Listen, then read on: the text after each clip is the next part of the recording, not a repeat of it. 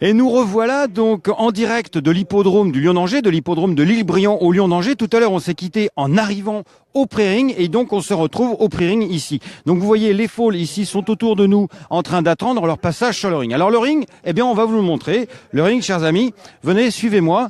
On va s'approcher du ring. Nous avons ici le président de l'association des AQPS, Michel de Gigoux, mais qu'on verra tout à l'heure. Ici, d'éminents personnages, des hautes personnalités des courses, des courses. Mais tiens, je vais faire une petite parenthèse. Alors, vous, les messieurs, monsieur Huzel et compagnie, vous êtes du pur sang. Qu'est-ce que vous venez faire chez les AQPS? J'ai des AQPS aussi, moi. J'ai des mères que tu as connues d'ailleurs. Orcaline, Linka, et voilà. Et puis bon. Il y a la PGO aussi, il ne faut pas l'oublier. Hein. L'association des propriétaires de Galop de l'Ouest. Est-ce que Jean, tu viens ici par curiosité pour boire un petit coup, mais aussi pour repérer éventuellement un petit poulain à acheter? Oui, on peut toujours dire ça, parce qu'on est là pour ça d'ailleurs, pour voir s'il y a quelque chose qui plaît, puis suivre un peu les papiers des juments, quoi. Eh bien, on va suivre ça. On va justement aller voir un ring, tandis que le portier de service va nous ouvrir la porte. Alain Pelletier, il sait tout faire, Alain Pelletier. Tiens, tu peux ouvrir la porte. Voilà, l'hôte de ce concours. Depuis combien de temps d'ailleurs, Alain, l'hippodrome du Lyon-Angers a l'honneur d'accueillir le concours, ou l'inverse, l'association des AQPS a l'honneur de pouvoir bénéficier des structures du Lyon? Je suis un peu collé en la circonstance, mais ça doit faire maintenant une dizaine d'années à peu près, puisqu'on a pris la suite de Châteaubriand. Un événement important, l'AQPS Lyon-Angers, c'est une question de nature, c'est une question de culture. C'est partie de la religion, oui, tout à fait. C'est même plus qu'une culture, c'est une religion. C'est la deuxième religion du pays. Très bien. Eh bien, super. Merci beaucoup, Alain. Et nous, donc, on va voir comment on juge les poulains. Alors, venez avec moi, chers amis. On a ici un poulain qui est le numéro 39. C'est Ella Dubrem. C'est une fille de Relink qui est en train d'être jugée ici par Roland Giard, François Goriou et Michel Contignon. Alors déjà, première chose, comment on fabrique les jurys? Il faut essayer de prendre des gens qui viennent d'horizons différents, de professions différentes. Ce sont tous bien sûr des socioprofessionnels, mais on a toujours un éleveur, un entraîneur, des courtiers, des gens différents. Dont François Goriou, vous le connaissez, c'est la figure course de l'IFCE. Et puis un éleveur qui nous vient de loin, qui nous vient de l'Est de la France, c'est Michel Contignon. On va lui demander à Michel comment on juge un foal, en l'occurrence avec celui-là. Comment on fait? Est-ce que déjà le premier coup d'œil, c'est important? Premier coup d'œil, la première impression est déterminante.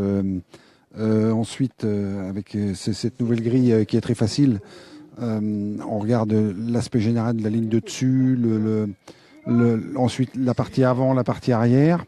Les aplombs, très importants. C'est une chose rédhibitoire. Les aplombs sont le b.a.-ba. Puis le déplacement, la locomotion. D'abord au pas, et ensuite au trot avec l'amplitude, avec le rebond, la souplesse, et puis les articulations, le dessous.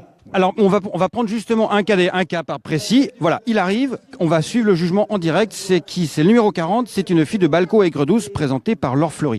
Donc je vous rappelle que les juges n'ont pas de catalogue, hein, évidemment. Il faut juste leur préciser la date de naissance, il s'agit du 2 avril. Alors là, Michel, tout de suite, le premier coup d'œil. Premier coup d'œil, ligne de dessus légèrement incurvée vers l'avant, mais le poulain est sûrement en croissance. Mais enfin, la ligne de dessus est bonne, il est harmonieux, il est plaisant. Donc c'est pas mal. Les aplombs, on va le voir quand il va marcher tout à l'heure. Là, on le voit pas trop bien de face, mais le jarret est bien. Allez, on marche. Il est pas long jointé.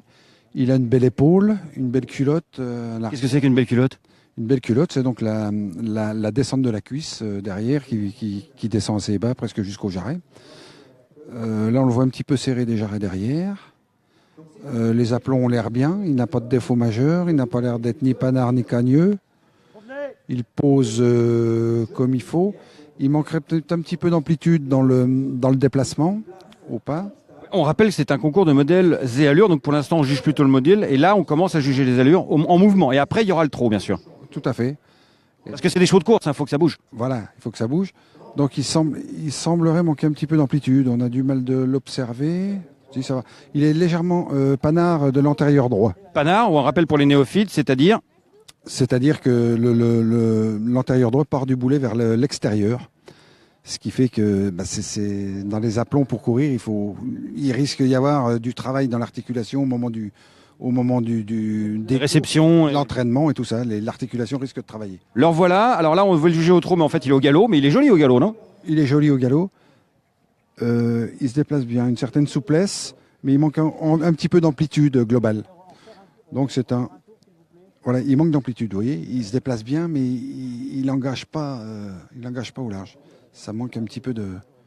Bah je sais que notamment tu parles de ça, mais les Anglais, ils sont représentent 90% du marché, sont très sujets, sensibles à l'amplitude, au trot. Ça, c'est vraiment... Tout à fait. Ça donne une idée pour les courses par la suite. On est en modèle et allure aujourd'hui, mais l'allure est importante pour les courses. Alors c'est la conclusion donc du passage de ce produit de Balco. Donc la grille. Donc voilà, la grille. On va voir ce qui se passe justement là, le conciliabule entre les trois juges qui doivent se mettre d'accord, qui mettent deux sous-chics et ils mettent une note. Regardez, tiens, on va regarder, on va passer, on va faire comme à l'école, on va passer par-dessus l'épaule du voisin pour regarder ces notes. Donc là, ce sont des notes sur 4. Donc 2,5, locomotion.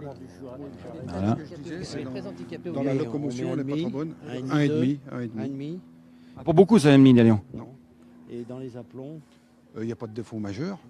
Peut-être qu'il était un petit peu panard d'antérieur droit. ouais, légèrement. Donc ce sont des notes sur 4. Et donc ce sont des notes sur 4. Il y a 5 points notés, 5 x 4, 20. Et donc on en termine avec une note bien sûr sur 20. Et en l'occurrence, cette pouliche, on ne va pas le dire. Non, il ne nous écoute pas. Cette pouliche aura 12 sur 20. Donc il est assez peu probable qu'elle soit retenue parmi les 5 premiers, parce que les 5 premiers sont retenus au rappel. Et la concurrence est féroce aujourd'hui parce qu'on a vraiment des bons lots.